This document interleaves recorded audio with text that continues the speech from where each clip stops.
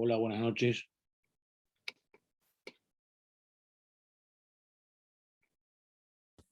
Hola Charlie, ¿cómo estás? Andamos. Hola, ¿Cómo te va, ¿todo Costa? bien? Bien, bien. Bien, mañana tenemos metodología de trabajo práctico, así que hoy no se duerme. Escúchame. Tengo un cansancio. Ayer, yo no cabe siesta. ¿Sabes que estoy así? Mirá, escuchando. ¿Viste? Así pensando, ¿viste? A las 3 me levanté hoy. Opa. Porque es la única hora que yo tengo un taller y viene uno, y la única hora que vos decís, no me molesta nadie. Claro. Si ahora me quedo acá, ¿viste? Ahora como ya, como el agotamiento del día. Pero yo me levanté a las 3, me bañé todo, y me puse tranquilo y me escuché, viste, es enroscada esa, ¿eh? Y el otro día también, los 2 días, yo había perdido una clase cuando estaba el grupo, pero estamos ahí en Es carrera. complicado. Es Bueno, y complicado. hoy estuviste recomendando películas en político, ¿no? No estaba ahí vos también, me venís siguiendo. Vos sabés que el libro ese tiene una película atrás relacionada con la unidad Sí, de AENA. está muy bueno, ¿eh? ¿Sí? Ese libro me encantó, me ayudó a entender. Y el de, creo que es este, sí, ese es el que yo hice fotografía. Pero este tiene unos cuadros, el otro, no, sí, no sé si es el de la misma autora. Este lo compré, porque me gustó, y este no, este lo escuché fotografía. Está muy bueno ese libro. Porque te explica, no sé, viste los cuadros, esos sinópticos que tiene. A ver, Sí, está muy bueno. está muy bueno, está muy fácil de escribir, está muy lindo, la verdad. A los que les gusta la historia, ¿viste? Pero vos ¿A qué sabés que esta horario parte, hicieron hoy? ¿eh? ¿A qué horario lo hicieron hoy? Yo lo hice a las 12:45. Claro, hoy nosotros, 5 menos con cuarto. ella creo que vos estuvimos siempre a las 4:30, no sé, 5 a las 4, vos estabas ahí también, sabías. Pero dice que la van a sacar esa porque quieren repartir. Pasa que éramos poquitos. Yo soy de ¿Sabés? las 8 de la mañana, pero me dormí. Claro, pero la podés hacer, ¿viste? Está bueno eso, ¿viste? También, si te pones a pensar. Sí, me Yo no sé, levanté tarde y me dormí. capaz que la haría, sí, 12:45 podría ser también, ¿viste? ¿Qué película recomendaste, Charlie? No, estaba ahí, hay una película de John Ford, Vientos de Ira. Ah, Película. Hay varias películas que tiene ese libro. El libro es el de una autora que es una investigadora, María Dolores Beja, se llama. Y está recomendada esta historia del mundo. La verdad que está muy bueno. Y hay un montón de películas rusas, ¿viste? Porque, por ejemplo, cuando está la parte, o por ejemplo, la cineasta alemana, esa que hacía propaganda al nazismo, hay varias cosas interesantes. bueno, A lo que le gusta, sí. hay uno, viste que Stalin es de origen georgiano, no es ruso. Sí, Georgia está pegado a Rusia. sí. Y bueno, y fue encarcelado en una cárcel en Siberia. Y después fue liberado. Después fue liberado. Hola, profe. Disculpa, Hola. ya está la profesora. ¿Cómo les va? ¿Qué tal, doctora? ¿Cómo anda? Buenas noches, ¿cómo andan ustedes? Hola, buenas noches. Bueno, hoy lo que vamos a hacer un pequeño, más que nada, resumen por la unidad número 6 y más que nada ubicarlos en lo que es el estudio de esta unidad. Para que de repente no tengan la mayor complicación. Ustedes en la unidad número 6, que específicamente se trata de lo que es la interpretación jurídica, nosotros vamos a ver luego la semana que viene en la unidad número 7 lo que es específicamente la aplicación del derecho, que es el razonamiento jurídico. Igual vamos a hacer referencia también a lo que es la interpretación y aplicación en esta unidad, pero específicamente vamos a tratar lo que es diríamos, la decisión judicial en la unidad número 7. Esta unidad, ustedes lo que tienen de material es el siguiente. Tienen un power de la doctora Andrea Valle, donde están, diríamos, una estructura de lo que ustedes tienen que tener conocimiento en esta unidad de interpretación. Y también tienen los audios de la doctora Valle respecto a lo que es interpretación. Y también lo que no estoy muy segura es, el doctor Gamini ya les dio dogmática, ciencia del derecho. Sí, ayer Sí, tuvimos ayer. Perfecto. un repaso. Para saber Bien, bien, para saber si lo teníamos completo. Bien, entonces, ustedes se van a guiar para el análisis de esta unidad por el Power de la doctora Valle. Y específicamente se trabaja en ese Power con lo que es el capítulo de ensayos de teoría del derecho del doctor Portela, que es un capítulo que está escrito por el doctor García Amado. Y se va a completar con el libro de Nino en interpretación, donde Nino es muy claro explicando cuáles son los problemas que nos encontramos de interpretación, que son, por un lado, problemas semánticos, que ya los vimos nosotros cuando estuvimos viendo el lenguaje, y por otro lado, problemas de tipo lógico, que están relacionados con las características formales de los sistemas jurídicos, donde vimos el tema de lo que es las contradicciones, las lagunas, está relacionado directamente con eso. Y del libro del doctor Rodríguez, el doctor Rodríguez sigue muchísimo el esquema de lo que es interpretación, no hay muchas diferencias. En lo que el doctor Rodríguez acentúa el desarrollo es en lo que son las diferentes concepciones de la interpretación, en lo que es por un lado la concepción cognitiva y por otro lado lo que es la concepción decisionista, y agrega una concepción intermedia que es la de Hart. Pero en realidad el análisis que hace el doctor Rodríguez es un análisis muy detallado, muy elevado y muy crítico.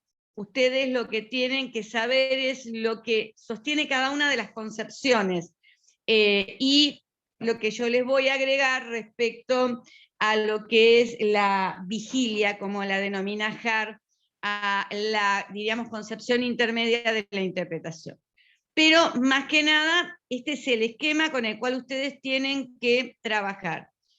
El libro de Portela con el capítulo de García Amado, completarlo con los problemas de interpretación, que los explica muy bien Nino, y simplemente agregar la posición intermedia respecto a las concepciones de la interpretación de la cual hace referencia el doctor Rodríguez. Porque, diríamos, la crítica y el análisis es demasiado elevado y demasiado detallado.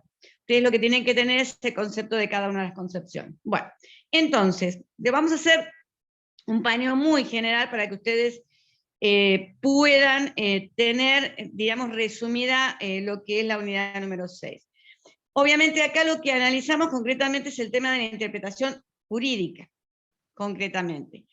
¿Qué es interpretar? Obviamente, interpretar es obtener el significado, la extensión de lo que es una norma jurídica. Cuando hablamos de interpretación jurídica, nos estamos refiriendo a lo que es el significado de una norma jurídica. Esto no quiere decir que la interpretación se reduzca a la norma jurídica, porque obviamente cuando se interpreta, no solamente se interpretan las normas generales que dicta un determinado parlamento, sino también uno interpreta sobre todo la doctrina y también muchas veces los jueces decisiones administrativas, reglamentos, decretos, contratos, también sentencias judiciales, que también son normas jurídicas, una resolución judicial.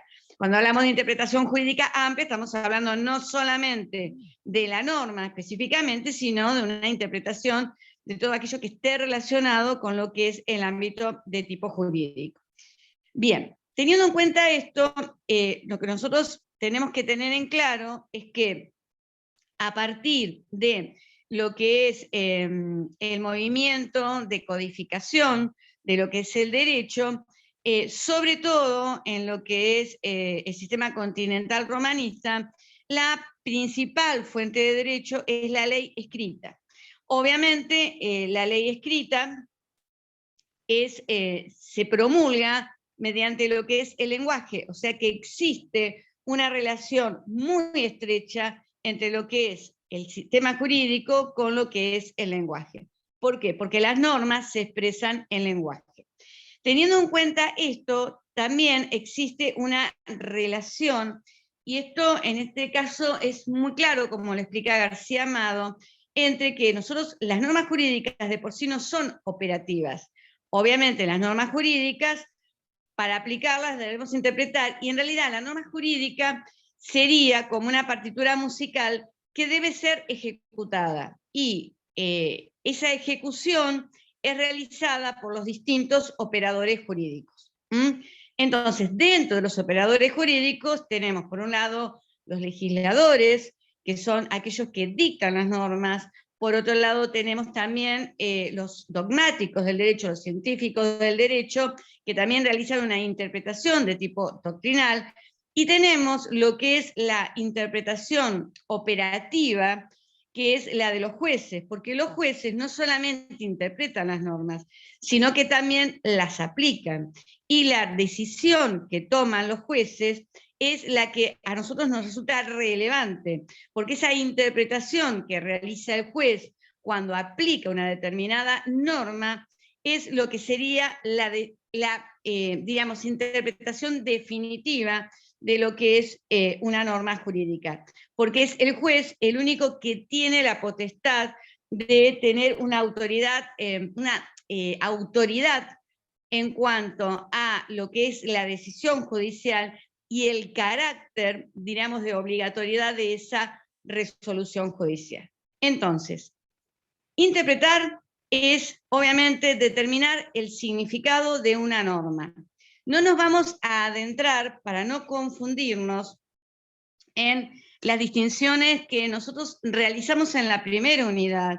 ¿Recuerdan ustedes las diferentes concepciones de la norma? Concepción sintáctica, concepción semántica, concepción sintáctico-semántica y concepción pragmática.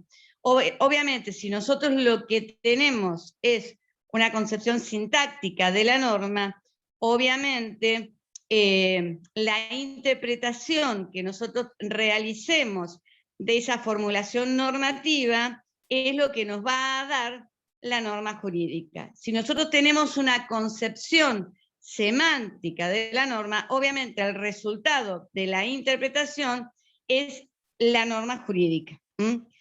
También hay que distinguir entre lo que es el proceso y lo que es el resultado. Cuando interpretamos, tenemos que distinguir entre lo que es el proceso de interpretación de lo que es el resultado de ese proceso de interpretación. Indudablemente, toda norma jurídica necesita una interpretación por parte de un operador para que esa norma realmente pueda ser ejecutada. Bien, teniendo en cuenta esto, es importante determinar que nosotros tenemos diferentes operadores en cuanto a la interpretación. Estos diferentes operadores son, por un lado, los legisladores, que es la interpretación auténtica, porque los legisladores son los que dictan la norma, y la interpretación que realicen de esa norma, obviamente, se la denomina auténtica. Tenemos también la interpretación doctrinal, y tenemos también la interpretación judicial o la interpretación operativa.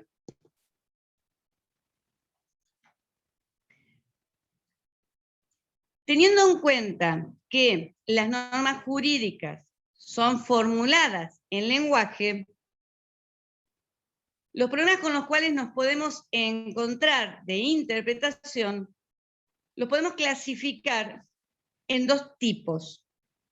Problemas de tipo semántico, que son cuando tenemos problemas en cuanto a la redacción de la norma, ya sea problemas de ambigüedad, o problemas de vaguedad, o problemas de textura abierta. Y problemas lógicos, que están relacionados con defectos formales del sistema jurídico. Estos defectos, que son problemas de interpretación, son las contradicciones que podemos encontrar y también el tema de las lagunas.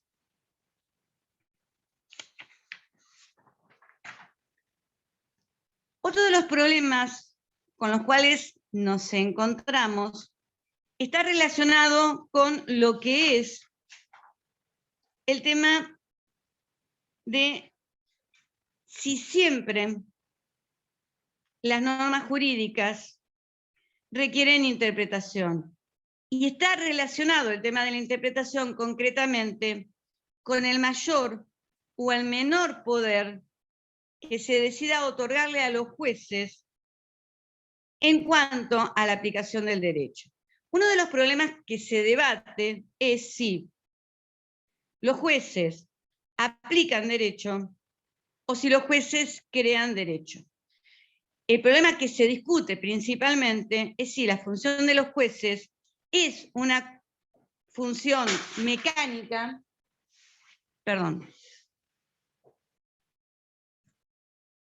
2 minutitos. Acaba de tirar la comida el gato.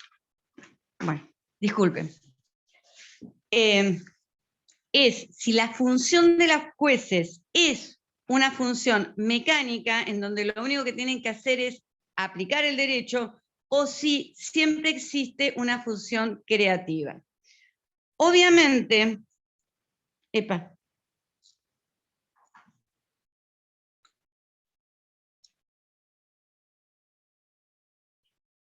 disculpen, se me había ido, acabo de volver a la reunión. Uno de los problemas que se discuten es el tema de cuál es la función que cumplen los jueces, y también si siempre se debe interpretar el derecho, o si cuando el derecho es claro, esto hace que simplemente se deba aplicar. Indudablemente, siempre, ahora no hay dudas, siempre se debe interpretar, porque para determinar si una norma es clara o para determinar si una norma es un caso difícil, previamente uno debe realizar una interpretación de la norma. Para determinar si esa norma tiene claridad en su redacción y la aplicación es una aplicación clara y sin dudas, previamente yo tuve que interpretar la norma para determinar que nos encontramos ante un caso fácil. Y si nos encontramos ante un caso difícil, obviamente tuve que hacer una previa interpretación para determinar que me encuentro ante un caso difícil porque me encuentro con una norma que tiene una redacción defectuosa, que tiene problemas de ambigüedad, o problemas de vaguedad, o de textura abierta, o me encuentro con una norma que adolece, en el caso que yo debo juzgar de una determinada laguna, o se encuentra en contradicción con otra norma del sistema. O sea que siempre que el juez tiene que resolver un tema, tiene que hacer una previa interpretación si nos encontramos con un caso simple, que no tiene problemas ni de ambigüedad, ni de vaguedad, ni de contradicciones, ni de lagunas, y también no solamente tiene que interpretar previamente la norma, sino que también tiene que interpretar los hechos a los cuales tiene que aplicar una determinada norma. O sea que, si bien la resolución judicial parecería en principio un silogismo, en donde tenemos una premisa mayor, que es la norma general, a la cual yo voy a subsumir el caso que me ha sido sometido a juzgamiento, y de allí la conclusión se deriva de manera deductiva y de manera mecánica, para poder resolver, el juez primero tiene que elegir cuál va a ser la premisa normativa, y para eso tiene que interpretar cuál es la premisa normativa que se adecua al caso. Y también tiene que hacer una interpretación de los hechos que le trajeron a juzgamiento, para determinar cuál es específicamente la cuestión fáctica que va a tener que resolver. O sea que siempre el fallo nunca es algo mecánico, porque siempre se requiere de una previa elección, valoración e interpretación, tanto de la premisa normativa, que es la que yo voy a aplicar al caso, y también siempre el juez tiene que determinar cuál es el alcance de la premisa fáctica a la cual va a tener que aplicar la ley. O sea que siempre, obviamente, la actividad del juez es una actividad que se mueve dentro siempre de un campo de discrecionalidad. El juez tiene que elegir la premisa normativa y el juez tiene que elegir exactamente cuál es el alcance de la premisa fáctica que debe resolver. Entonces, ahora, actualmente, no cabe dudas que siempre la actitud de los jueces nunca es una actitud mecánica, sino que siempre es una actitud en la que debe interpretar tanto los hechos como debe interpretar la norma que va a aplicar a esos hechos, y luego que lo tiene interpretado y que la tiene armada, sí, diríamos, la deducción es una deducción de tipo lógico y de tipo, diríamos, aparentemente mecánico, pero requiere, antes de poder elaborar cuál va a ser la premisa normativa y elegirla, y cuál es exactamente la premisa fáctica, realizar una serie de interpretaciones y de elecciones que siempre entran, obviamente, dentro de lo que es el campo de la interpretación que debe realizar el juez. Esto es importante que lo tengamos claro. Entonces, interpretar, obviamente, es interpretar el significado de una determinada norma. Bien, siempre se debe interpretar, porque también para determinar que un caso es fácil, es necesario haber interpretado la premisa normativa para poder llegar a esa conclusión. Obviamente, los casos fáciles requieren de una justificación menor. En cambio, los casos difíciles, en donde tenemos problemas tanto en la premisa fáctica o tenemos problemas de lagunas o de contradicciones en la premisa normativa, requieren de un plus, de una argumentación mayor para que la resolución del juez quede justificada, como ya vamos a ver la semana que viene. Bien, teniendo en cuenta esto, también es importante ver cuáles son las diferentes... las preguntas al final. Porque no, que no si le escuché lo último, perdón, por eso le corté, porque me pone que conexión inestable. Decime lo último, por favor. Conexión inestable, ¿la tuya, la mía? La mía. Bien. ¿Hasta dónde llegaste? Discúlpame, Constanza. No, lo último que estabas diciendo se cortó un poquito. Bien. Lo último que había dicho es que siempre debemos interpretar. Esto ya no se discute. Ahora después vamos a ver diferentes posiciones de lo que es la metodología jurídica y un poco la evolución. Pero ahora no existe discusión respecto a que siempre se requiere una interpretación de la norma que la realiza el operador para que sea operativa. Las normas necesitan que alguien las ejecute para poder ser interpretadas y aplicadas. Y hasta en los casos fáciles también se requiere una mínima interpretación para determinar que estamos con una norma que es clara, que no tiene problemas, que no tiene contradicciones. Bien, entonces, el otro tema que es importante tener aclarado y que ya lo hemos más o menos tratado es el tema de las diferentes concepciones respecto de lo que es la interpretación. Estas dos grandes concepciones son la cognitiva y la decisionista, de acuerdo a cómo el intérprete realice su tarea y considere que es la interpretación.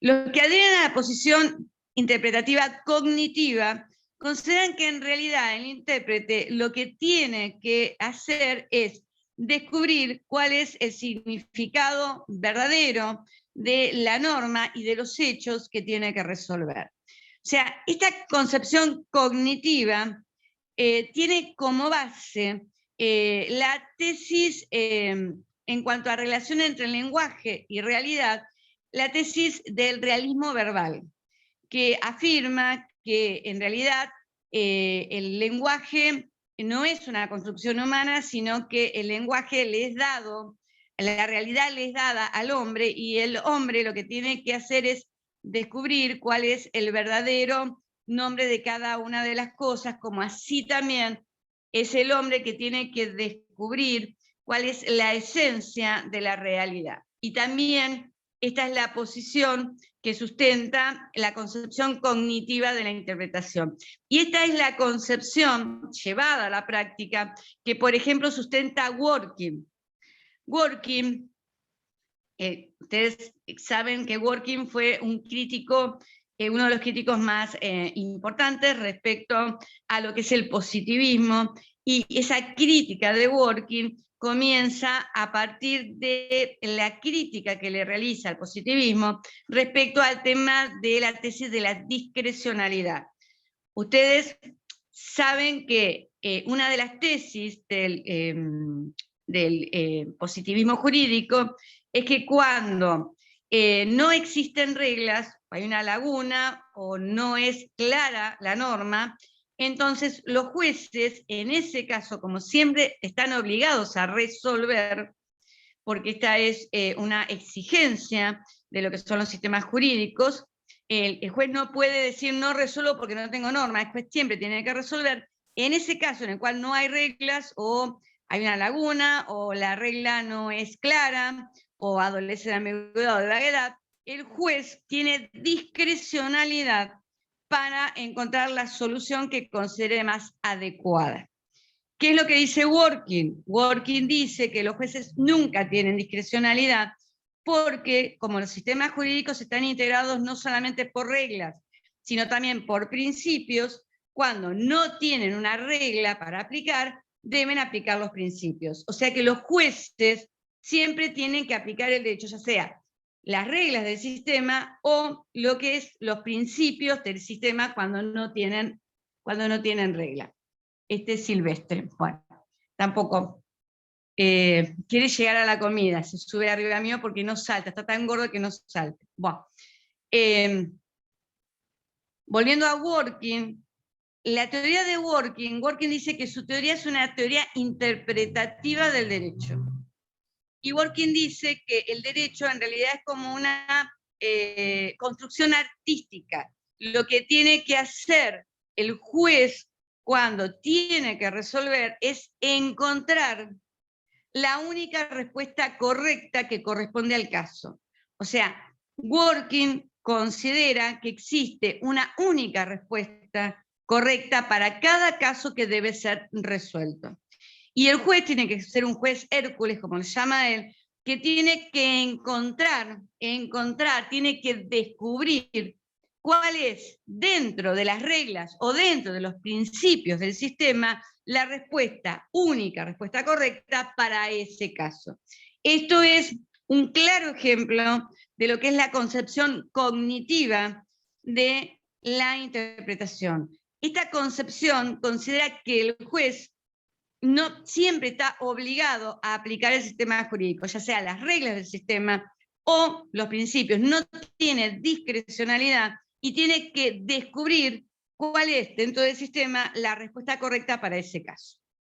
La otra posición es la otra concepción es la decisionista.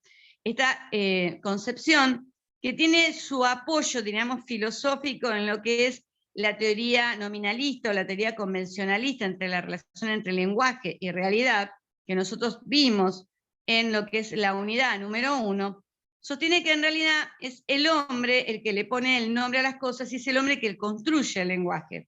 Y también en el caso de la interpretación, es el intérprete el que decide cuál es, diríamos, la interpretación correcta de lo que es el caso a resolver. Ahí tenemos una indeterminación radical y es el intérprete el que decide cuál es el derecho aplicable al caso. Esta es una posición que se llama indeterminación radical, la llama Hart, y es la posición que adoptan el realismo jurídico, tanto extremo como escandinavo, y también esta posición de realista es la posición que también adopta Kelsen, que considera que la interpretación judicial carece de control y que la interpretación es totalmente discrecional del juez. Esta posición se se encuadra, ustedes tienen en el Power que les dio la doctora Valle para que se ubiquen, así más o menos.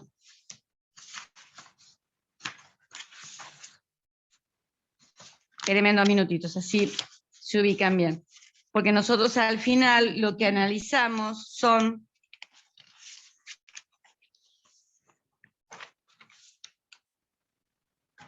bien. Dentro de las doctrinas metodológicas se ubican la posición del realismo americano, que son concepciones decisionistas de la interpretación, dentro de lo que se consideran orientaciones irracionalistas de la interpretación. Allí tenemos a tanto la Escuela de Derecho Libre, a Kelsen y a lo que es el realismo. Bien. Con estas dos posiciones extremas, o sea que por un lado, Dworkin dice que el juez debe encontrar la única respuesta correcta, y por otro lado, el realismo, que dice que el derecho es lo que decide el juez, tenemos una situación intermedia, o sea, Hart los denomina a la posición de Dworkin, o sea, a la concepción cognitiva como el dulce sueño. Siempre tenemos solución dentro de lo que es el ordenamiento jurídico. Por otro lado, tenemos, la denomina Hart, a lo que es la concepción decisionista como la pesadilla, porque nunca tenemos una respuesta y el derecho es lo que resuelve el juez. Dice que entre estas dos situaciones extremas tenemos una posición intermedia que es la de la vigilia. Él la denomina vigilia, y dice que en los casos en los cuales nos encontramos con un caso fácil, donde la norma es clara, donde los hechos los tenemos probados, no tenemos ningún tipo de inconvenientes, en ese caso, lo que tiene que hacer, sobre todo el juez, cuando resuelve, es simplemente aplicar la norma al caso, porque el caso es sencillo. Entonces, en ese caso, la actitud del juez es una actitud cognitiva.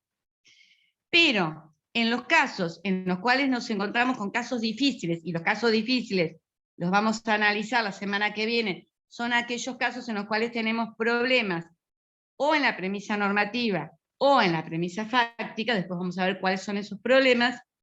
Entonces, en ese caso, la posición del intérprete, sobre todo del juez, es una posición decisionista, porque allí el juez, ante un caso difícil, tiene que decidir y tiene que crear derecho. Entonces, en los casos fáciles, obviamente lo que hay es aplicación del derecho. En los casos difíciles, obviamente hay creación del derecho. O sea, tenemos diríamos, una posición intermedia que se adecua más a lo que es en realidad la actividad judicial. ¿Esto les queda claro? Bien. Bueno, entonces, ya dijimos lo que son las dos grandes concepciones de las cuales lo que analiza el doctor Rodríguez es una posición intermedia, que es de la cual habla Hart, a la cual llama vigilia, que es en los casos fáciles la concepción que se aplica es cognitiva, en los casos difíciles, indudablemente la labor del que tiene que resolver es una labor indudablemente ya más de creación y de lo que es el tema de, diríamos, creación y decisión en cuanto a la resolución que tenga que tomar. Bien, bueno, teniendo en cuenta esto, vamos a seguir avanzando con lo que serían los problemas con los cuales nos encontramos en cuanto a lo que es la interpretación, los problemas que tenemos de interpretación, para luego pasar a lo que son los diferentes cánones de interpretación y también cómo podemos solucionar lo que son sobre todo los problemas de laguna. Para luego hacer una breve referencia a lo que ha sido, lo que es la metodología jurídica, que es la actividad que se ocupa de la interpretación y de la aplicación del derecho. Bien, entonces, Los problemas que nosotros podemos encontrar cuando interpretamos el derecho y tenemos sobre todo que aplicarlos, esos problemas pueden ser de tipo semántico o pueden ser de tipo lógico. Los problemas de tipo semántico con los cuales nos encontramos son problemas de vaguedad, o sea que cuando nos encontramos con términos que no tienen carecen de una precisión, o sea, tenemos términos en los cuales no tenemos dudas que se aplica la norma, pero dentro de ese término tenemos zonas oscuras, o sea, zonas de penumbra en las cuales tenemos dudas sobre si se aplica o no la norma. Los problemas de ambigüedad están relacionados con lo que es el tema de los varios significados que podemos tener en una norma. Ambigüedad y vaguedad son conceptos, o sea, son problemas distintos. Nosotros podemos tener una norma que tiene problemas de ambigüedad porque tiene varios significados y cada uno de esos significados ser totalmente precisos. En cambio, podemos tener un problema de ambigüedad y algunos de estos significados son precisos y otros además tienen un problema de vaguedad, porque la vaguedad está relacionada con la falta de precisión de un término. En cambio, la ambigüedad con los diferentes significados.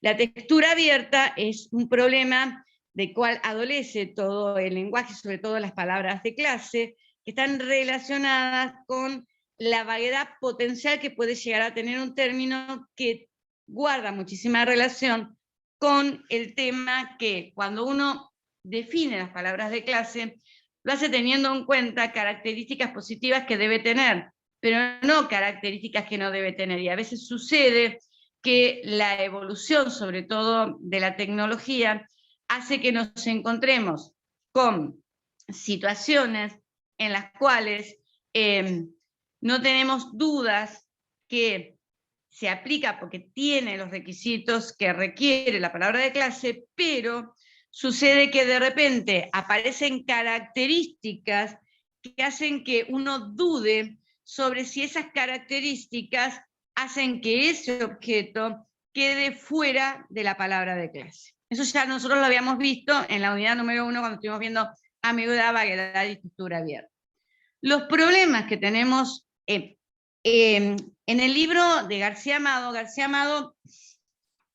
hace una clasificación un poco más detallada de los problemas de interpretación con los cuales nos podemos encontrar. Él habla de conceptos vagos, de conceptos valorativos, de conceptos probabilísticos y de conceptos comparativos. Siempre estamos hablando de problemas que nos podemos encontrar en la interpretación jurídica. Obviamente los conceptos vagos son los que entran dentro de la clasificación, diríamos, clara de vaguedad.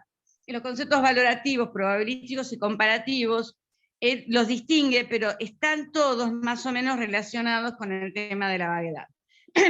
Los conceptos valorativos dicen que en los conceptos valorativos el problema que se crea es que para poder precisar ese concepto necesitamos realizar una valoración.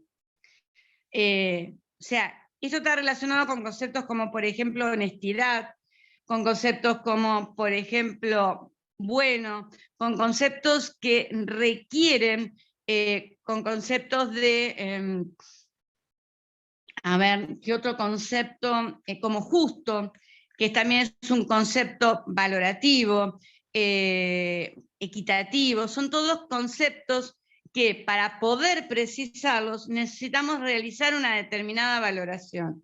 Y el tema, por ejemplo, de la honestidad, es un concepto que esa valoración cambia de repente con lo que es el tema de la época y de las situaciones. O sea, no, es un concepto que va evolucionando y que puede presentar, diríamos, problemas de precisión de acuerdo a la sociedad y a la época en la cual estamos viviendo. Los conceptos probabilísticos están relacionados con, por ejemplo, para que ustedes más o menos O sea, ahí lo que nosotros necesitamos realizar es un cálculo de probabilidad.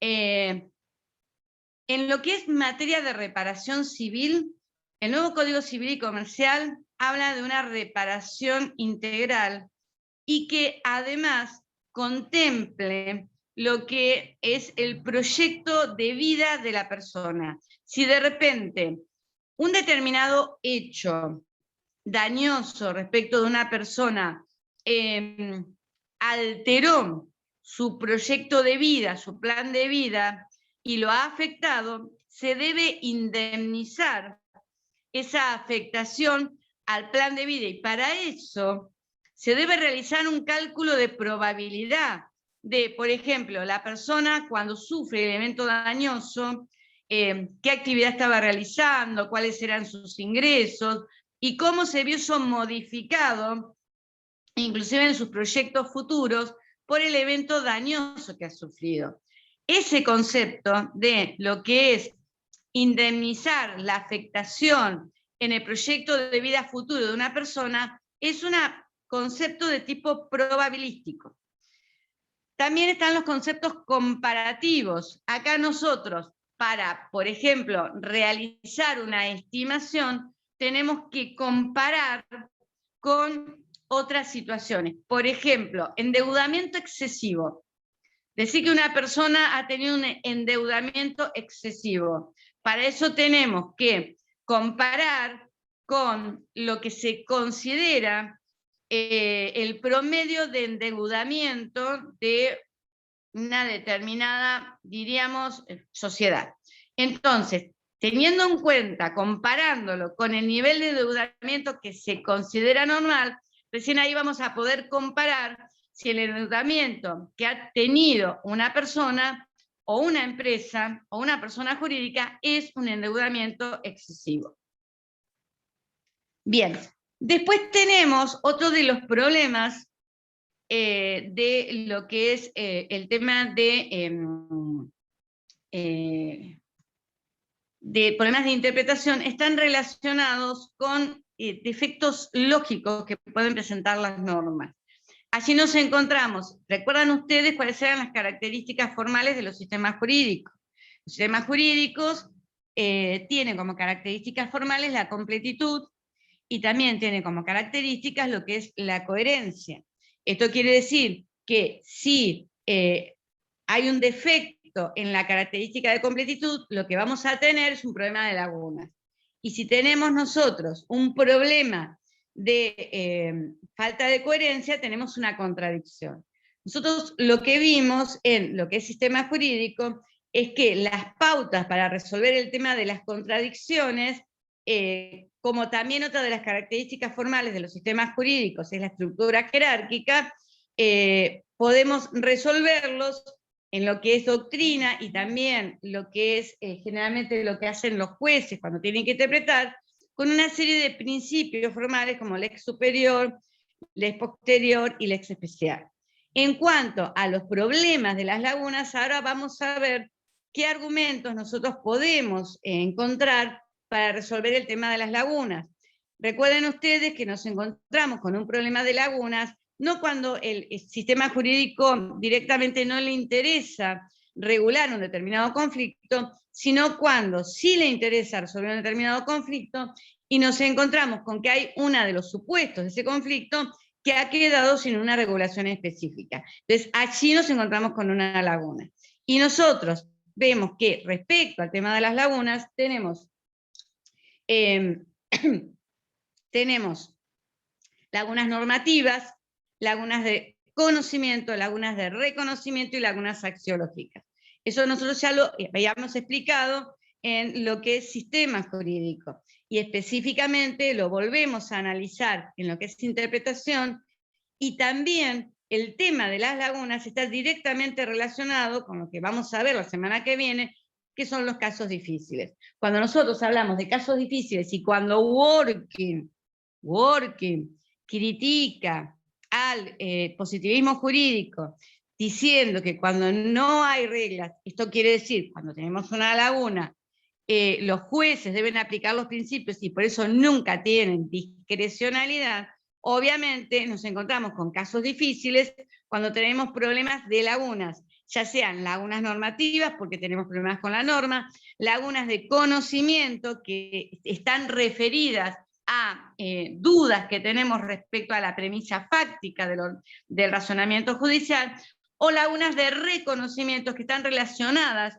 concretamente con problemas que tenemos semánticos en cuanto a la redacción de la norma. La laguna de reconocimiento está relacionada directamente con que tenemos términos o la redacción de la norma presenta problemas de ambigüedad o de vaguedad que hace que tengamos dudas respecto a cuál es la interpretación correcta. Recuerden siempre que la laguna axiológica es diferente a las lagunas de conocimiento o reconocimiento normativas, porque en la laguna axiológica sí tenemos regulado el tema. O sea, hay una regulación. Lo que pasa es que se considera que esa regulación es una regulación axiológicamente incorrecta. Es una regulación que si hubiésemos tenido en cuenta alguna característica valorativa relevante, hubiésemos encontrado una solución distinta, le hubiéramos dado a ese caso. Entonces, teniendo en cuenta esto, tenemos, estos son los problemas que se nos presentan en cuanto a la interpretación jurídica. ¿Cómo funciona el tema de lo que es la interpretación? Nosotros tenemos también, o sea, lo que tenemos que tener en claro es lo siguiente. Cuando nosotros hablamos de metodología jurídica, cuando nosotros hablamos, la metodología jurídica concretamente es la actividad que se ocupa de lo que es el análisis de la interpretación y lo que es la aplicación del derecho. Cuando nosotros estamos discutiendo todo este tipo de cosas, de cómo se interpreta, de cómo debe interpretar el juez, o sea, los cánones interpretativos pueden ser, o las pautas interpretativas que debe seguir, por ejemplo, un juez, pueden ser normativas, cuando específicamente el ordenamiento jurídico las establece, o doctrinales, o sea, guías que se le brindan al juez para que cuando se encuentra con situaciones difíciles, trate de encontrar cuál es la solución más adecuada. Todo esto, en realidad, está relacionado con la mayor o menor autonomía que le demos al juez. O sea, en realidad está relacionado con el control que la sociedad realiza a los jueces en cuanto a las decisiones que toman.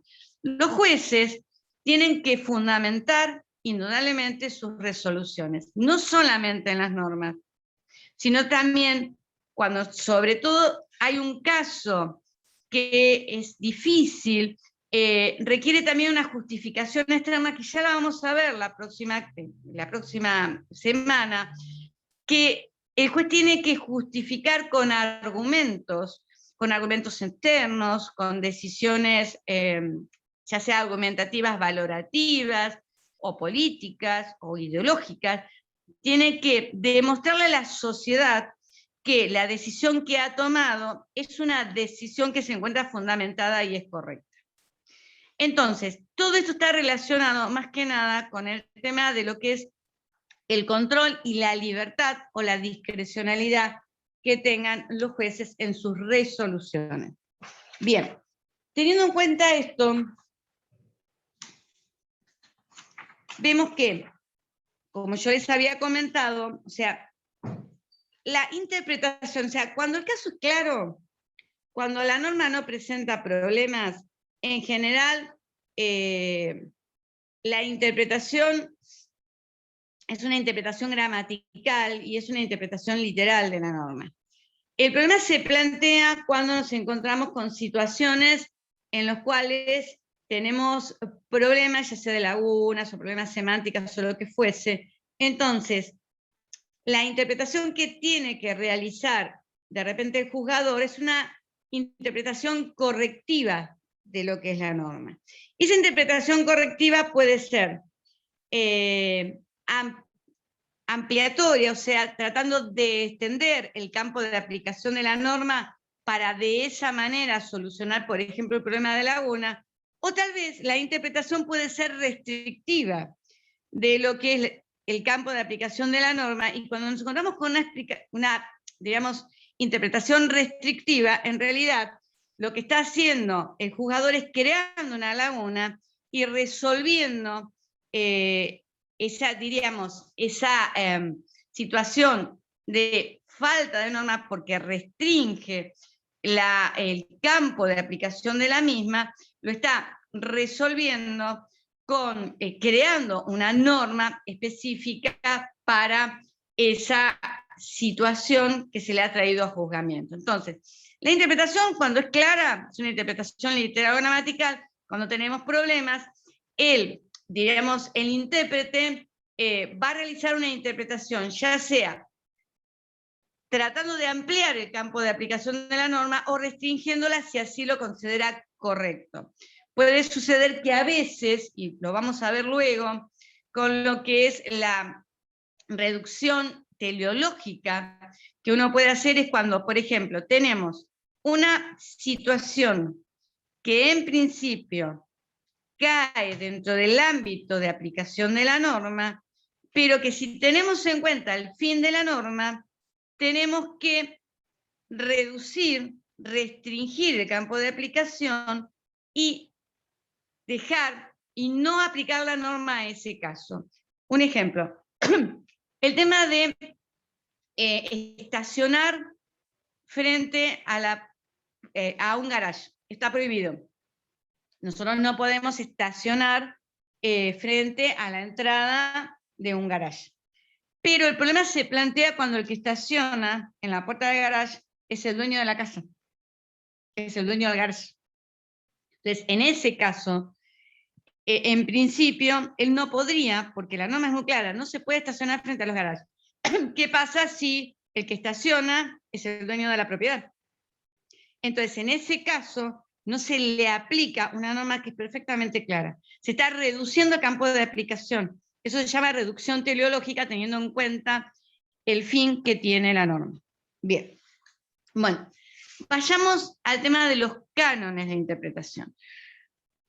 Generalmente, ya sea, por un lado, lo que es el mismo sistema jurídico puede establecer pautas de cómo los jueces deben interpretar. Por ejemplo, en materia penal está prohibida la analogía. Esa es una pauta, un canon interpretativo, normativo, específico que establece el sistema jurídico.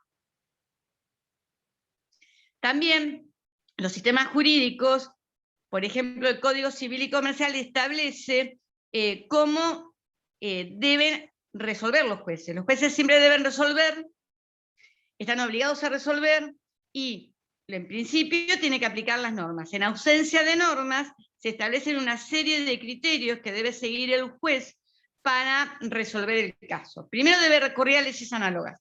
En el caso de que no haya leyes análogas, recurrir a resoluciones similares, y en el caso de que no las haya, recurrir a los principios generales del derecho.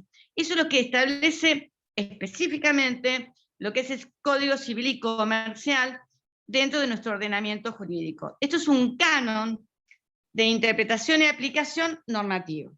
También la doctrina establece cánones de interpretación. Por ejemplo, los primeros cánones de interpretación que se establecían fueron los que estableció en su momento Savigny durante el siglo XIX, él era alemán, y Savigny, o sea, en Alemania imperaba lo que era la jurisprudencia de conceptos, que ahora vamos a hacer una pequeña reseña. En ese momento se consideraba que la actividad de los jueces era una actividad meramente mecánica. Ahí, diríamos, predominaba lo que era la metodología logicista, o sea que los jueces tenían una actividad en la cual lo único que tenían que hacer era encontrar la norma que era aplicable al caso y aplicarla, y lo que era, diríamos, el fallo judicial se agotaba su justificación en lo que era simplemente la aplicación de lo que son las pautas de razonamiento lógico. O sea que la resolución del juez, seguir los lineamientos lógicos, o sea, encontrar la norma y subsumir el caso en la norma en forma mecánica, sin creación del derecho, o sea que la lógica era condición necesaria y suficiente de justificación de lo que era la resolución judicial. Bien. Teniendo en cuenta esto, Savigny le daba unas ciertas pautas para los jueces, pautas doctrinarias, para que pudiesen, diríamos, aplicar correctamente lo que eran las normas, en este caso los conceptos, porque era una jurisprudencia de conceptos. Estas pautas, estos cánones de interpretación eran, diríamos, el tema gramatical, o sea que siempre se tenía que tener en cuenta lo que era el contenido gramatical literal de la norma, tener en cuenta además la estructura lógica de lo que era el precepto, tener en cuenta el criterio sistemático, o sea, la relación de la norma con otras normas del sistema, y también tener en cuenta cuál había sido la intención, o sea, el aspecto histórico, la intención del legislador al momento del dictado de la norma. Lo que consideraba Savigny es que todos estos cánones, gramatical, lógico, histórico y sistemático, se tenían que aplicar en conjunto. O sea, el juez cuando resolvía tenía que tener en cuenta todos estos cánones y que se respetara el texto de la norma, que además lógicamente tuviese una estructura adecuada, que estuviese ver la relación de esa norma con las normas del sistema, y también tener en cuenta cuál había sido la intención del legislador al momento de dictar la norma. Actualmente, los cánones de interpretación siguen bastante un poco lo que elaboró en su momento Savigny, y tenemos las pautas que además no es necesario, o sea, en realidad, que se apliquen conjuntamente. Tenemos, por un lado, el canon respecto al tema de lo que es la redacción de la norma, el contenido de la norma. O sea, que si nosotros tenemos una norma que es clara, que no tiene problemas de ambigüedad, que no tiene problemas de vaguedad, obviamente lo primero que tenemos que hacer es respetar ese contenido de la norma. A su vez, también, cuando tenemos algunos tipos de inconvenientes, tenemos, por un lado, lo que es el tema, o sea, el aspecto gramatical está relacionado con el contenido semántico de la norma. Lo que es el criterio de interpretación que está relacionado con el tema sistemático está relacionado con el tema de las características formales de las normas y el tema que la norma no tenga problemas ni de contradicción ni problemas de lagunas dentro del sistema jurídico en el cual está inserto. El tema histórico, en cuanto al criterio de interpretación, está relacionado con lo que sería la intención del legislador al momento en el cual dictó la norma. Esto vendría a ser una cuestión de tipo, la intención es el criterio subjetivo, diríamos, que está relacionado con lo que el legislador tuvo en cuenta al momento de dictar la norma. Y el tema teleológico está relacionado en realidad con el fin objetivo de la norma. ¿Por qué? Porque cuando nosotros tenemos dudas y tenemos que realmente interpretar y aplicar una norma, el tema histórico que se relaciona con el fin subjetivo que persiguió el legislador, el problema que se plantea es que en realidad el problema que surge es que los legisladores no son únicos, en general son organismos colegiados. Entonces, es muy difícil poder tener en cuenta cuál ha sido el interés subjetivo que cada legislador tuvo en cuenta en el momento en que se dicta la norma, porque además puede suceder que haya habido legisladores que directamente votaron en contra de la norma, y legisladores que simplemente levantaron la mano y ni sabían lo que estaban votando. En cambio, el tema teleológico, cuando tenemos alguna duda, es objetivo, está relacionado con cuál fue la intención, específicamente cuál fue el fin perseguido objetivamente respecto de ese dictado, que adquiere, diríamos, una independencia del aspecto subjetivo y que está bastante relacionado con la distinción que realiza también Kelsen entre lo que es el aspecto, la voluntad humana que dicta una norma, con lo que es luego la validez que hace que se sustente la norma en el tiempo. Entonces, los criterios actuales de interpretación o directivas de primer grado están en que, primero, obviamente, si tenemos una norma clara, se aplica específicamente, literalmente, esa norma. Obviamente eso es lo primero que tienen que hacer los jueces. Los jueces tienen que aplicar las normas. Y si el juez aplica la norma y la norma no tiene ningún tipo de problema, es la primera justificación que tiene un juez cuando está resolviendo.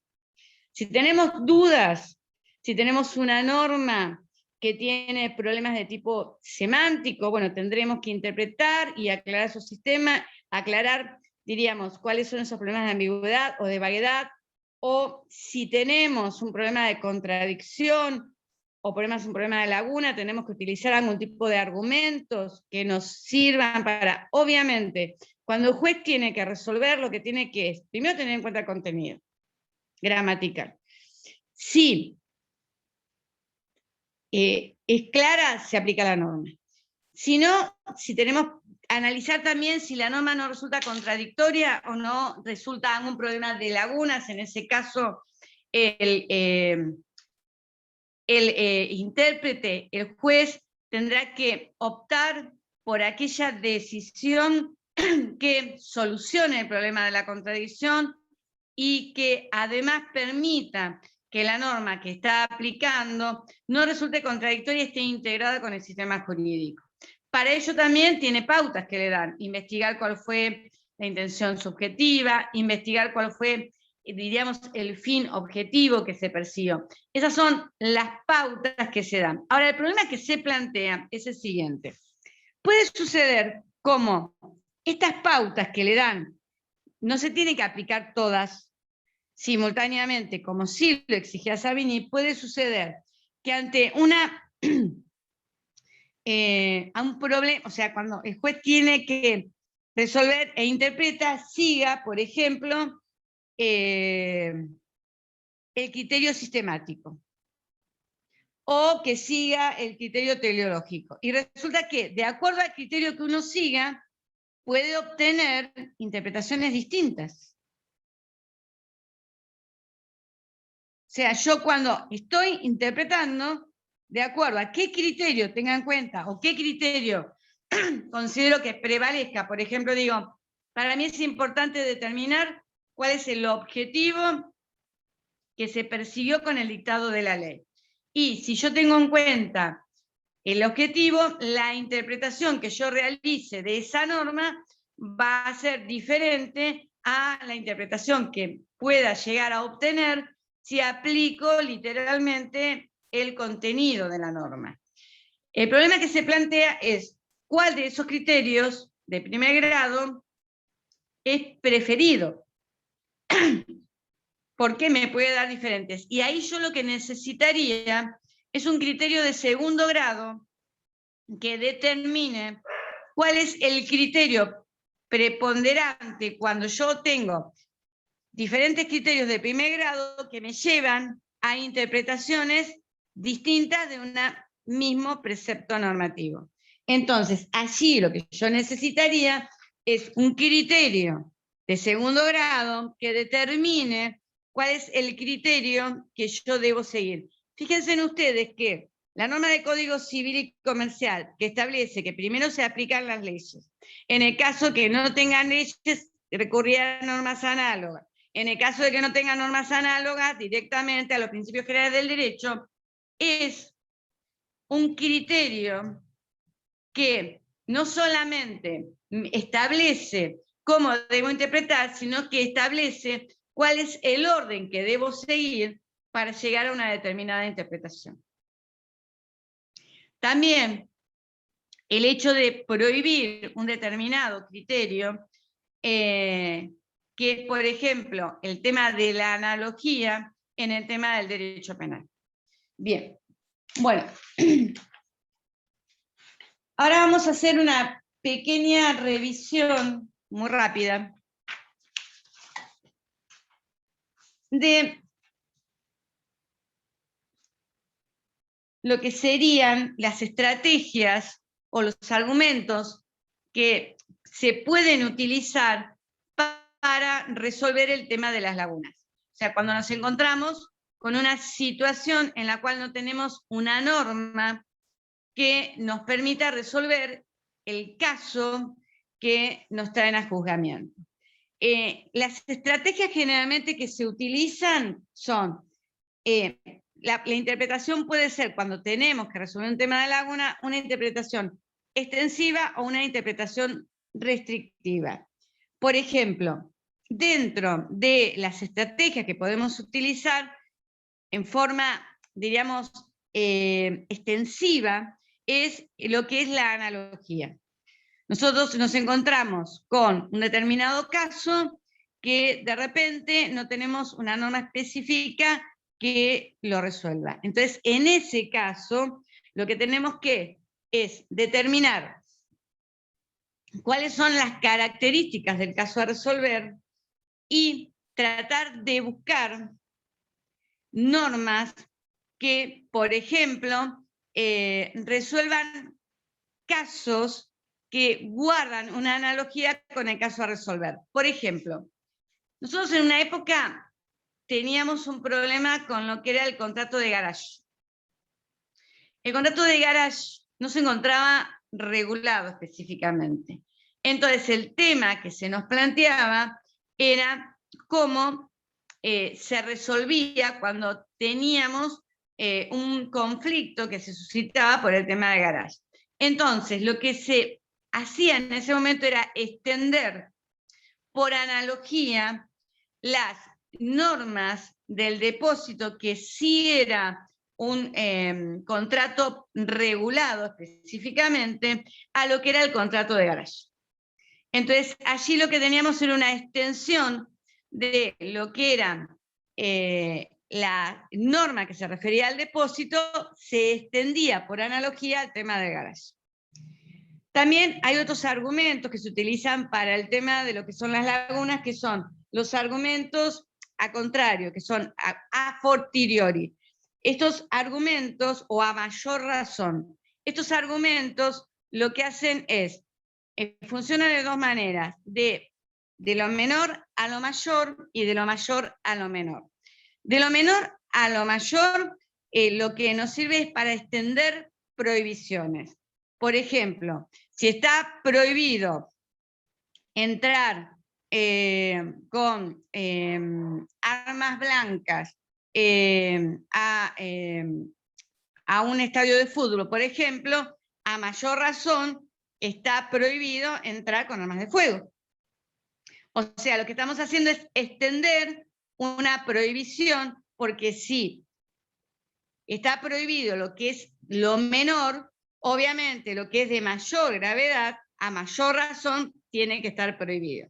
Por ejemplo, está prohibido entrar con armas blancas a un estadio y no se legisló absolutamente nada sobre las armas de fuego. Si está prohibido entrar con armas blancas, obviamente a mayor razón tiene que estar prohibido entrar con armas de fuego. Y el tema de mayor a menor está relacionado para extender permisos. Por ejemplo, si yo estoy habilitado para entrar a un estadio de fútbol con, con bebidas alcohólicas, obviamente, y no dice nada respecto al tema del agua o las bebidas gaseosas o bebidas no alcohólicas, obviamente, a mayor razón, lo menor también tiene que estar permitido. Eso es para extender lo que serían permisos. También tenemos argumentos de reducción teleológica, que yo ya se los había explicado a ustedes, que es cuando yo reduzco el campo de aplicación de una norma a un caso que estaría perfectamente contemplado, porque indudablemente el fin que tuvo la norma para, de repente, dictar una determinada prohibición, para el caso específico, que es, por ejemplo, la persona que estaciona en la puerta de su garage, para él, obviamente, no está prohibido estacionar frente a la puerta de su garage, porque en realidad el fin que tiene la norma es que la persona que tiene un garage pueda entrar y salir del garage libremente.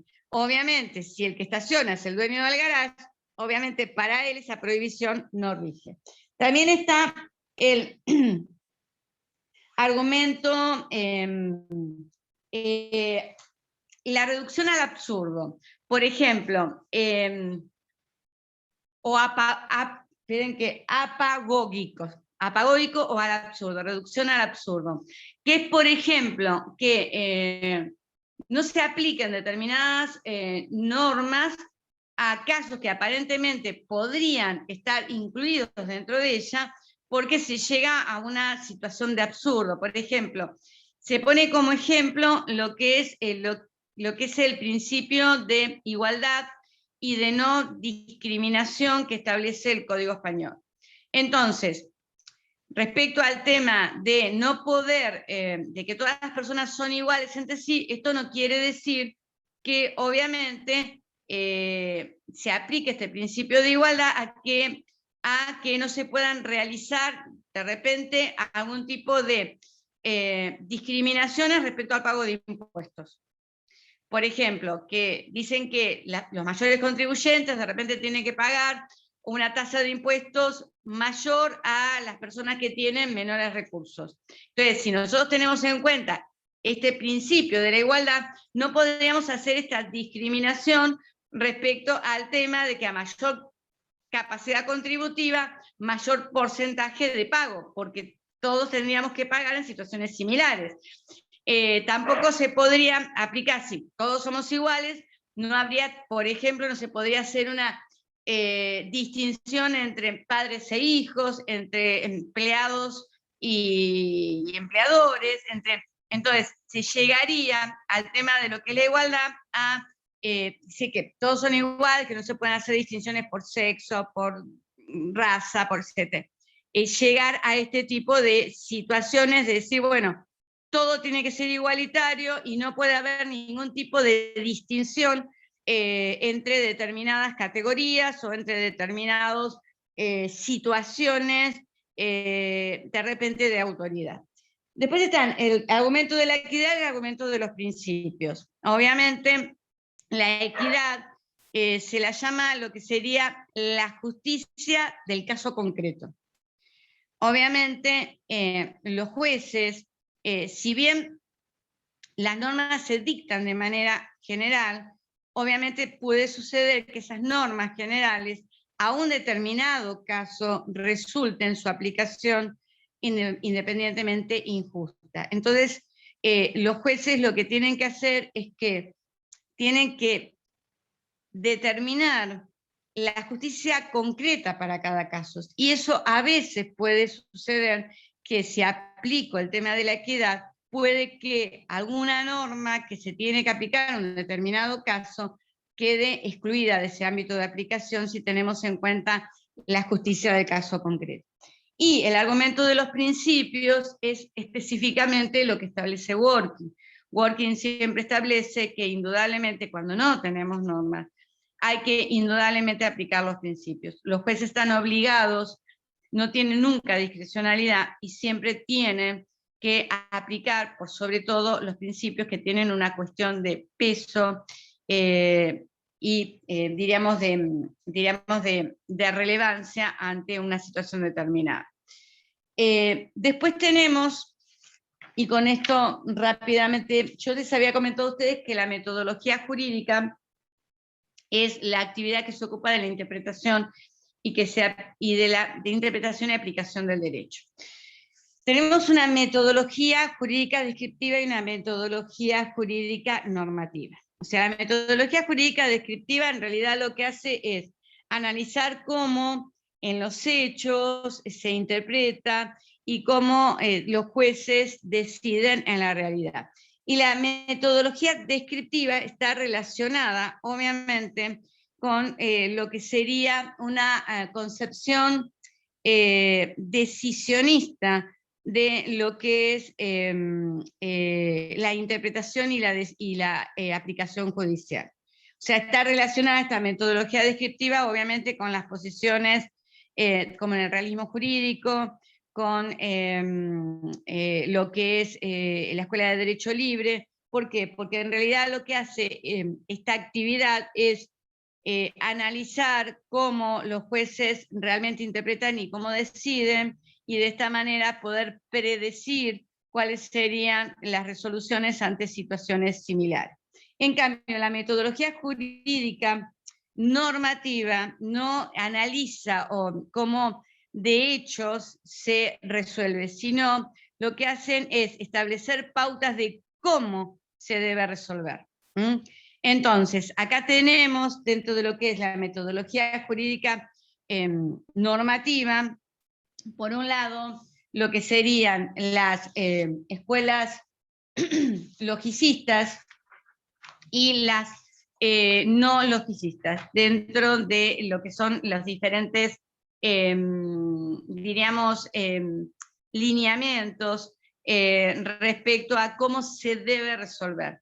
Dentro de lo que son las escuelas logicistas, nosotros nos encontramos con lo que es en su momento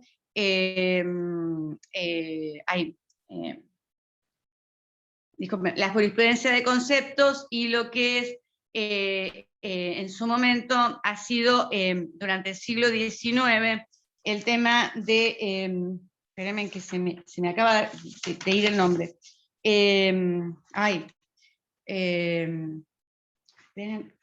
espérenme 2 minutitos.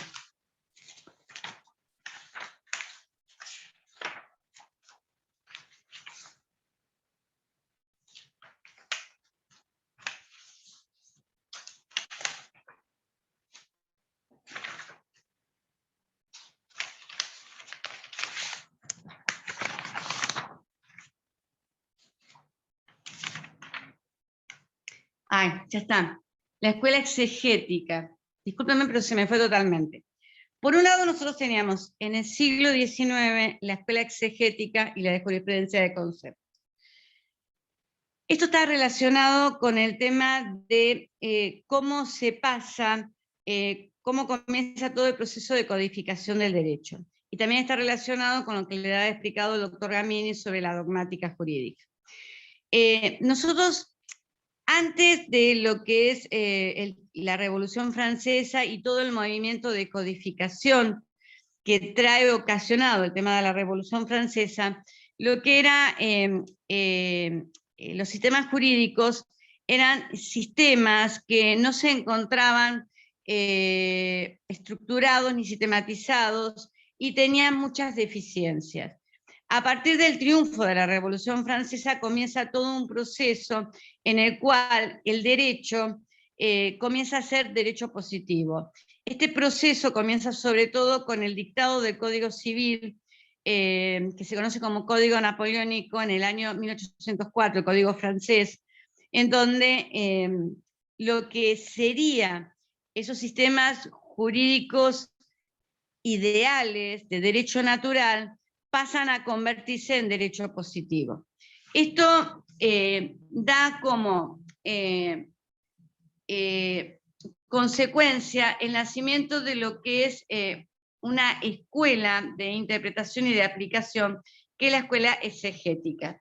Se considera que los nuevos sistemas jurídicos positivos, dictados por el Parlamento, receptaban no solamente todas las características formales de un sistema jurídico, sino también receptaban lo que eran los valores imperantes en ese momento, que eran los valores de igualdad, de fraternidad, y que por esa razón ese sistema jurídico seguía la regla que les debe haber dado el doctor Gamini, que es el quico hopo.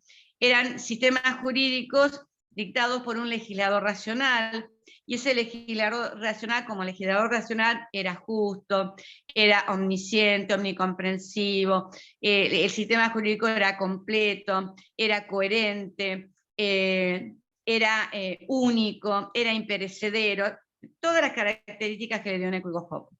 Teniendo en cuenta esto, obviamente, debido a que ese sistema jurídico no solamente era completo, era justo, regulaba todas las situaciones, la actividad del juez se encontraba sumamente limitada. El juez era un simple aplicador de ese sistema. No lo debía interpretar, porque si lo interpretaba, obviamente, estaba alterando ese sistema jurídico perfecto. Entonces, la actividad del juez era una actividad de tipo eminentemente lógico. El juez lo que hacía era aplicar el derecho, no lo interpretaba ni lo creaba. Y la justificación de esa decisión judicial se encontraba, o sea, la aplicación y el respeto de las normas lógicas de ese silogismo judicial era condición necesaria y era condición suficiente para que la resolución estuviera justificada. Esto también se aplicó en lo que era la jurisprudencia de conceptos. En Alemania no existía un sistema jurídico positivo, pero se había elaborado todo, o sea, en realidad no se hablaba de normas jurídicas, pero sí se hablaba de conceptos. O sea que el sistema era en realidad una relación de conceptos cada vez más generales, de cuales se iban derivando. Por ejemplo, teníamos por un lado el concepto de contrato se apoyaba a su vez en el concepto de acuerdo, entonces era toda una derivación de conceptos, y lo que hacía el juez también era una actitud mecánica de aplicación de esos conceptos a la resolución del caso. Obviamente, se comienza a advertir que cada vez que el juez resuelve, el juez también tiene que elegir y tiene que o sea, el juez cuando dicta su resolución, y esa resolución tiene la forma de un silogismo, donde tenemos una premisa mayor, que es la norma general, donde se subsume la premisa menor, que es el caso fáctico que yo debo resolver, y se deriva necesariamente la conclusión, lógicamente, de esa premisa mayor, que es la norma, aplicada a la premisa menor, que es el caso fáctico, y se deriva necesariamente la conclusión. Indudablemente, comienzan a advertir que los jueces no es tan mecánica. El juez tiene primero que interpretar cuál es la norma que se va a aplicar a ese caso.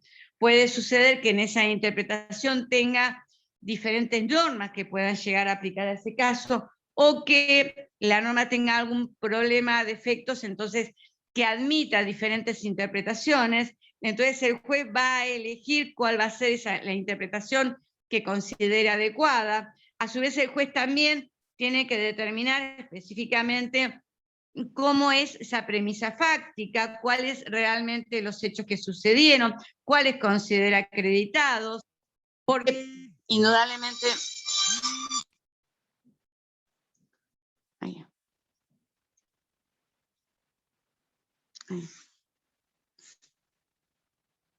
Discúlpeme, me entró una llamada, me salió.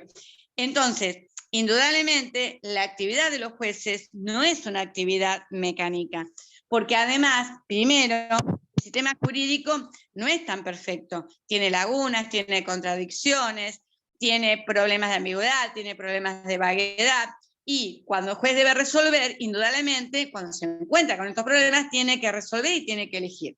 Bien, entonces, aparece todo un movimiento, que es este movimiento, diríamos, irracionalista, que considera que la actividad del juez es una actividad totalmente discrecional. Y aparece la Escuela del Derecho Libre, que es la de Kantorowicz, y aparece también todo lo que es el realismo, que en Norteamérica se desarrolla principalmente de 1920 a 1940, y también la posición de Kelsen, que dice que la actividad de aplicación y de interpretación de los jueces no se puede controlar, no es racional, y por lo tanto tienen total discrecionalidad cuando resuelven.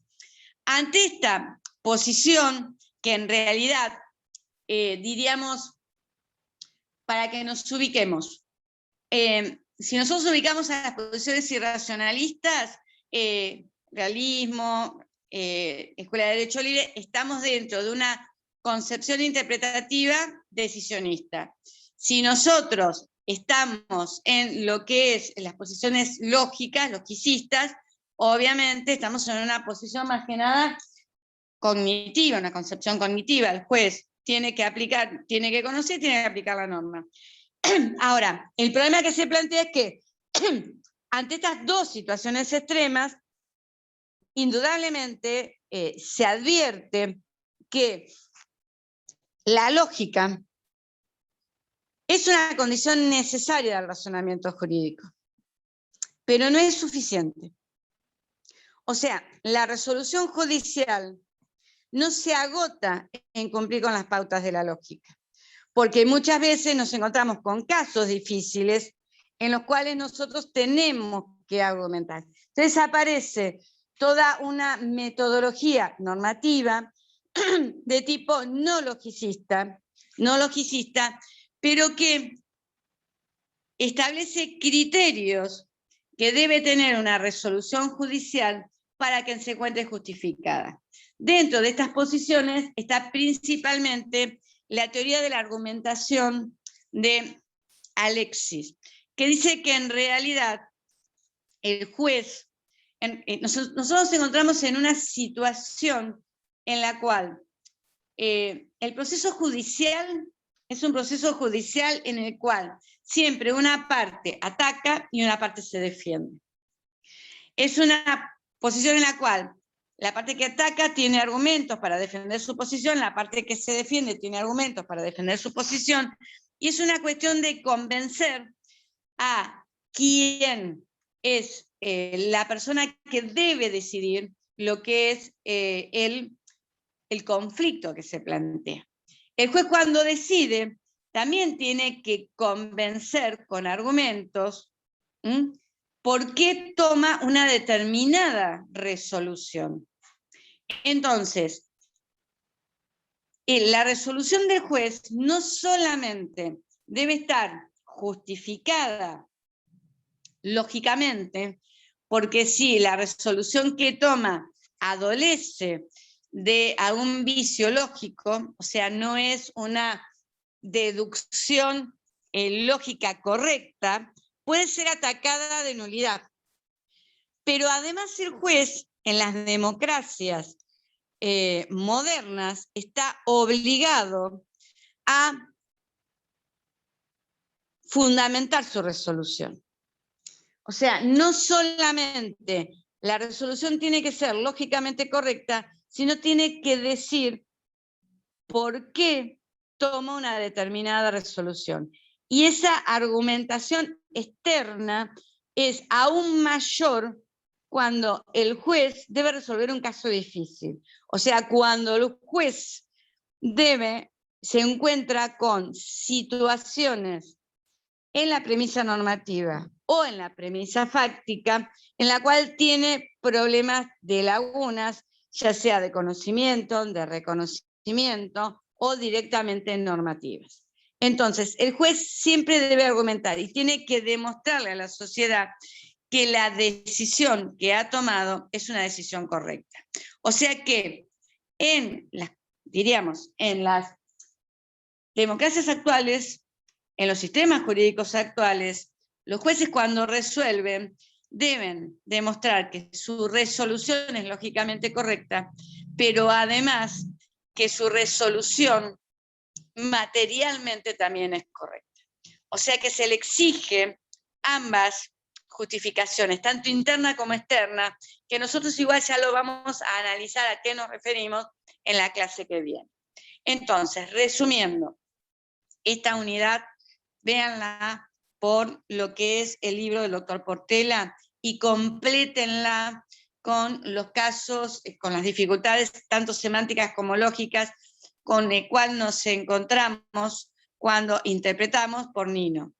Del doctor Rodríguez, lo único que se agregan, tal vez, porque en realidad sigue lo mismo, pero él es mucho más detallado y tal vez mucho más elevado cuando explica las diferentes concepciones de la interpretación, la cognitiva, la decisionista, y establece además una tercera, que es, diríamos, un término intermedio, de la cual habla Hart, que dice que cuando los casos son fáciles, en realidad el juez simplemente conoce y aplica el derecho; cuando los casos son difíciles, el juez ya decide el derecho.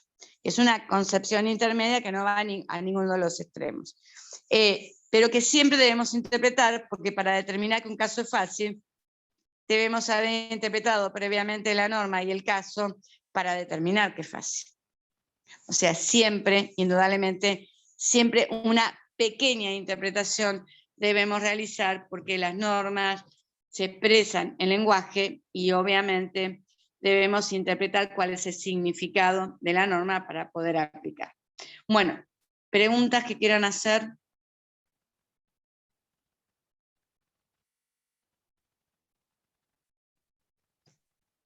Yo, doctora, tengo una pregunta. A ver, escucho.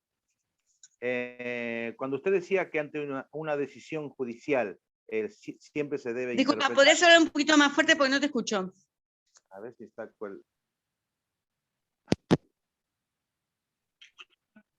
A ver. Cuando usted decía que ante una decisión judicial siempre se debe interpretar, ¿estamos ante un hecho creativo dentro de una dimensión creativa? No, el tema es el siguiente. Vos, para poder resolver, indudablemente debes realizar una interpretación, tanto de los hechos como del derecho. Siempre se debe hacer. Lo que sucede es que cuando vos tenés una norma que es clara y cuando tenés además los hechos también claros, en realidad lo que vas a hacer es aplicar el derecho. Estás en una actividad puramente cognitiva. Obviamente, si nosotros tenemos en cuenta lo que dice Kelsen, en todo acto de aplicación de normas hay un acto de creación de una nueva norma. El juez también está creando una norma particular para ese caso.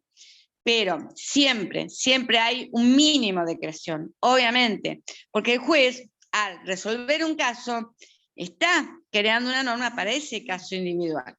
Esto seguro, siempre. Lo que sucede es que cuando nos estamos refiriendo a aplicación o creación de derecho, más que nada nos estamos refiriendo a cuando nos encontramos con casos en los cuales tenemos dudas o tenemos problemas semánticos o problemas lógicos, y el juez, como siempre tiene que resolver, está creando una norma, una regla que no existía para ese caso, para poder resolverlo. Entonces, en ese caso sí hay una creación marcada mucho más grande.